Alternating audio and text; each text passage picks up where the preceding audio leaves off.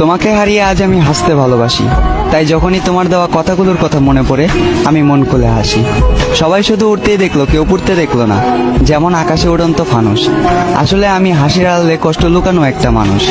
মাঝে মাঝে খুব বাজেভাবে তোমার কথা মনে পড়ে, তবে মন চাইলেও কথা বলতে পারি না আর জোর করে।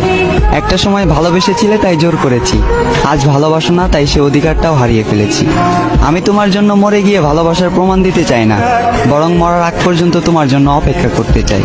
আমি জানি পরিবর্তনশীল মানুষ, তবে আমি একটা অমানুষ। কারণ চোখের সামনে কত মানুষ পরিবর্তন হয়ে গেল, শুধু আমি পরিবর্তন হতে পারলাম না। এবং বিশ্বাস করি এই শরীরের পরিবর্তন হলেও মনের পরিবর্তন কখনোই হবে না।